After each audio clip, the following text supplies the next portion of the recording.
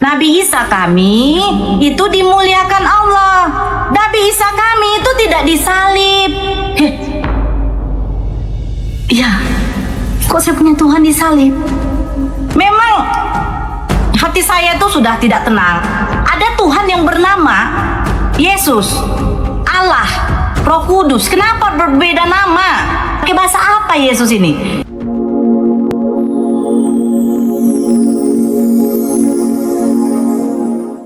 Assalamualaikum warahmatullahi wabarakatuh.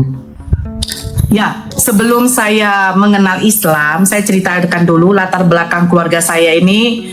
Bapak saya ini adalah seorang ayah yang sangat keras kepada kelima putrinya, karena kami nggak ada cowok.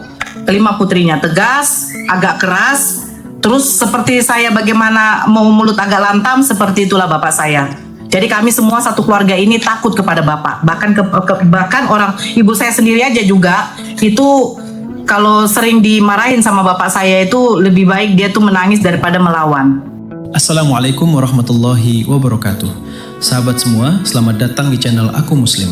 Channel yang berbagi kisah hijrah, perjalanan iman para mu'alaf, serta diskusi yang menyejukkan hati. Itu karakter ibu saya, begitu lembut. Nah, bapak saya yang keras ini, itu jujur, itu memang tidak suka yang namanya Islam. Mereka selalu menyebut kalau Islam itu Taliban. Karena Taliban ini katanya selalu suka perang, teroris, gitu. Itu satu, kalau soal poligami tidak pernah diapakan, diungkit dia. Kami dulu itu kalau mulai dari kami sekolah ya, kami 4 yang bersekolah nih, saudara-saudara saya itu tidak pernah satupun membawa saudara Islam itu, kawan kami yang Islam itu ke rumah. Jangankan yang Islam tidak berjilbab, jangankan yang berjilbab, yang tidak berjilbab aja, kalau dibawa dia selalu suruh pulang. Bahkan makanya saya cerita, bahkan kalau ada azan-azan di TV dulu, TVRI ya, karena saya masuk Islamnya kan tahun 2003. Masih jadul, itu selalu disuruh matikan itu, suara setan itu, matikan itu. Nah begitu. Jadi karena ketidaksukaan beliau, saya bilang bukan ketidaksukaan lagi, kebencian beliau kepada Islam, itu membuat kami itu memang sedikit pun tidak mengenal itu Islam itu. Yang kami tahu ya, maaf, itu Muhammad, yaitu Islam, Nabi Muhammad itu Islam gitu. Al-Quran isinya kayak Al-Fatihah, mengucapkan kata Bismillah, itu cuma tahu Al-Fatihah itu bagaimana. Kalau sekarang orang udah tahu gitu ya kan, membilangkan Alhamdulillah, orang udah tahu. Kami itu demi Allah saya tidak tahu itu, karena memang tidak pernah ada ucapan-ucapan kayak begitu di dalam rumah.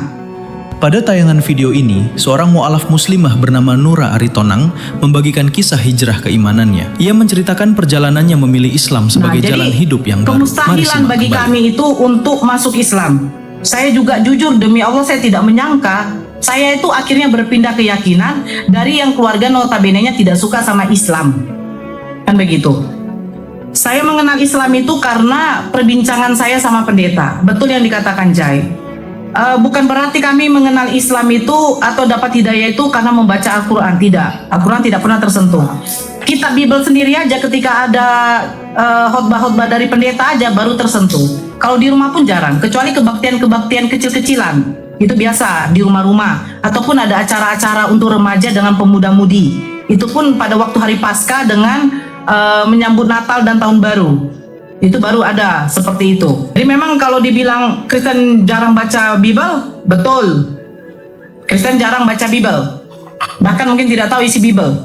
Alhamdulillah dengan diskusi seperti ini, saya sendiri pribadi dengan orang tua saya baru tahu ada yang namanya ayat-ayat Yehezkiel, Kidung Agung, Amsal, itu baru tahu. Bahkan orang tua saya sendiri yang masih hidup, ibu saya tuh baru tahu Theos itu artinya dewa. Itu pun dari diskusi Bang Zuma. Orang tua saya tanya, apa sih Theos itu nak? Yang dibilang sama Bang Zuma itu dewa mak. Dewa di mana?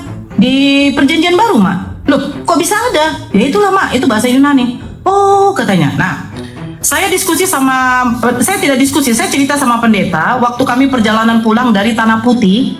Pak Pendeta, yang membangkitkan Yesus siapa sih? Karena kan ceritanya Yesus bangkit nih. Ini yang membuat saya bertanya begitu, saya nalarnya begini. Nanti kan yang membangkitkan saya ini adalah Tuhan. Nah, Allah Bapa ini kan Tuhan, Yesus Tuhan, Roh Kudus Tuhan, 3 pribadi 1 hakikat. Karismatik itu kan tuntung. Yang membangkit Yesus itu siapa? Ya Allah Bapa lah. Nah, di situ mulai Allah Bapa yang membangkitkan. Berarti ada Tuhan membangkitkan Tuhan. Kenapa dia nggak bisa bangkit sendiri? Kan di dalam kisah para rasul ada itu. Memang pernah dibacakan. Dari situ mulai bekerja, mulai cari tahu. Di situ mulai bekerja, saya mencari tahu. Saya bukan mencari tahu tentang Islam, karena bagi saya itu tidak penting dulu. Saya mencari tahu begini. Kenapa Yesus saya, Tuhan, dibangkitkan oleh Tuhan? Berapa Tuhan saya? Kan begitu. Kenapa Tuhan dibagi? 3 pribadi, 1 hakikat. Tuhan menjadi manusia, firman-Nya ini dari sang firman menjadi manusia. Ini memang kalau saya putar, jujur, tidak akan paham. Tuhan menjadi manusia, tidak akan bisa terima ini otak. Tuhan saya yang menciptakan saya akan menjadi saya juga, gitu loh. Nah ini yang dulu membuat saya itu ambigu. Akhirnya saya ketemu sama teman saya yang Islam, yang sebenarnya saya jarang berkomunikasi sama dia, karena memang bapak saya itu, karena udah terbiasa kami jarang berkomunikasi sama kawan-kawan yang beragama Islam. Saya ketemu sama dia di tempat kerja. Saya tanya memang, saya beranikan nanya, ada nggak sih cerita Yesus di dalam kitab kalian? Dia jawab, ada. Tapi kalian kan Tuhan, kalau kami Nabi Isa, katanya. Oh, kenapa beda? Loh, itu kan menurut bahasa. Kalau bahasa Arabnya itu Nabi Isa. Kalian pakai bahasa apa? Blok di situ satu poin yang membuat saya itu seperti kayak dihantam, pam. Bahasa kalian apa? Saya pikir, jujur dulu ya, demi Allah saya tidak tahu bahasa yang ada di terjemahan dari kitab suci ini adalah bahasa Yunani, saya nggak tahu. Karena yang saya punya itu bahasa Indonesia, di sebelahnya bahasa Inggris. Ini tidak pernah dibuat bahasa Yunani di sini. Kalau di bahasa kami Nabi Isa, bahasa kitab suci Alkitab kamu apa? Wih, saya di situ menjadi PR sama saya. Tapi PR itu tidak pernah saya tanyakan kepada pendeta. Karena apa? Saya tidak mau ribet. Ini sebenarnya kita tidak mau ribet. Ya udah, apa yang tercatat di sini ya udah selesai gitu loh. Tapi itu membuat saya itu meronta-ronta terus perasaan saya. Tidak enak lagi yang mau ke gereja hari Minggu. Kegiatan-kegiatan gereja pun sudah aku agak kurangin. Saya minta izin dari bos dengan bapak, saya tidak ke gereja. Saya memang bohongin orang tua. Saya bilang ada tambahan kerjaan di tempat kerja. Bos saya bohongin. Saya ada keurusan keluarga hanya untuk menemui kawan saya yang Islam ini. Memang hati saya itu sudah tidak tenangnya. Tapi kenapa saya tidak utarakan kepada pendeta saya? Kenapa, bahasa apa sih yang ada di kitab suci kita ini sebenarnya? Kenapa Islam ini menggunakan bahasa Ori sehingga mereka tahu penyebutan Yesus itu bukan Yesus tetapi Isa? Kenapa kita Yesus? Pakai bahasa apa Yesus ini? Karena begini, ada Tuhan yang bernama Yesus, Allah, Roh Kudus. Kenapa berbeda nama? Tapi saya nggak mau utarakan ke Pak Pendeta karena saya juga tidak mau ribet. Saya tidak mau ribet sama Pak Pendetanya. Akhirnya saya ketemu kawan saya tanyakan lagi soal bahasa itu. Emangnya memang betul Yesus itu ada di dalam kitab kalian, Al-Quran kalian? Ada. Tapi kami sebutnya Nabi Isa, Nor. Nabi Isa kami itu dimuliakan Allah. Saya kaget, dia bilang dimuliakan. Apa dimuliakannya? Saya bilang, Nabi Isa kami itu tidak disalib. Bukannya Tuhan kamu disalib? Iya. Kok saya punya Tuhan disalib? 1 poin lagi. Sudah. Ini sudah tidak iya lagi. Maksudnya, Nabi Isa kami kan gak disalib. Diangkat oleh Allah ke langit. Katanya. Untuk apa disalib? Katanya. Kan hina itu. Aduh. Saya punya Tuhan yang terhina. Disalib. Bahkan kita nonton film-film Yesus, sebelum waktu dia ditangkap, dia diludah. Saya menangis nonton film Tuhan Yesus itu. Ya Tuhan Yesus, kenapa kau diludah, dicambuk, didorong-dorong, terus memikul salib yang kita tahu itu sebenarnya kayak konsen apa ya, pintu ya. Besar kali salibnya, kok bisa sampai datang si Simon dari mana itu, membantu. Simon dari Kirene. Dari Kirene, ya, membantu karena saking beratnya. Saya menangis terus gitu loh. Ya Tuhan, kenapa Engkau menderita demi kami Tuhan? Nabi Isa kami tuh tidak terhina. Berarti Tuhan saya terhina. Ya udah, saya dari situ 2-3 hari, 1 minggu, 2 minggu, 3 minggu, sampai 1 bulan lebih, datang pendeta ke rumah, ngomong sama Bapak, kenapa si Nora sudah tidak mau ikut sama saya untuk melakukan penginjilan? Bapak saya tanya, kenapa Dek? Bapak tidak pernah manggil saya Nora. Kenapa Dek? Datang tadi udah. Gak apa-apa Pak, jangan kau bohong. Gak ada lain-lain kau di luar sana? Gak ada Pak, aku bilang. Tapi hati saya sudah tidak iya. Berapa hari kemudian, kalau tidak salah itu hari Kamis,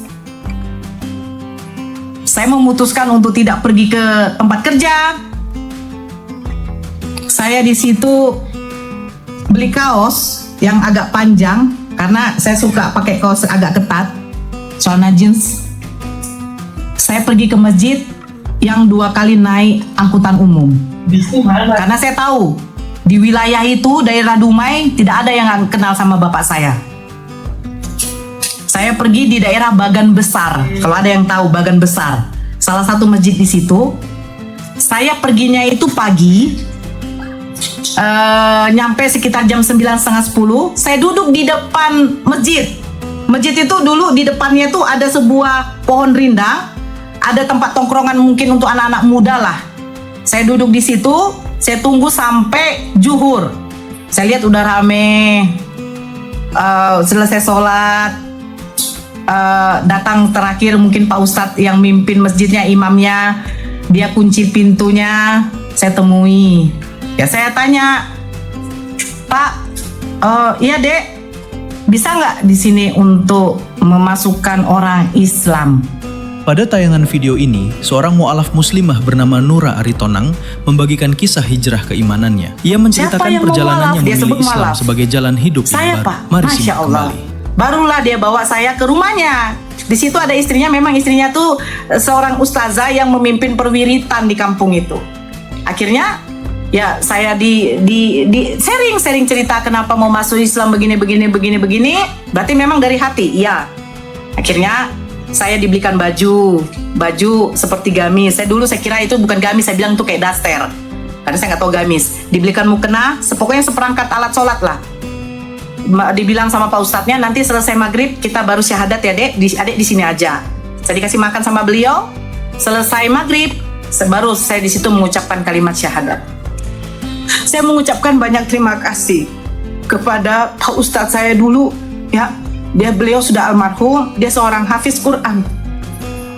Dengan ibu ustazahnya yang sudah membimbing saya untuk mengucapkan kalimat syahadat. Masya Allah, beliau tuh ketika beliau tahu saya itu dapat perlakuan tidak baik dari keluarga, dari orang tua, beliau yang selalu memantau saya, mengirimkan orang untuk melihat bagaimana kondisi saya, dan beliau juga yang mencari cara bagaimana saya biar bisa terlepas dari, saya bilang intimidasi ya, dari intimidasi keluarga saya yang ingin membawa saya tuh sebenarnya murtad lagi, sampai memberikan makan B2 terus, ya kan?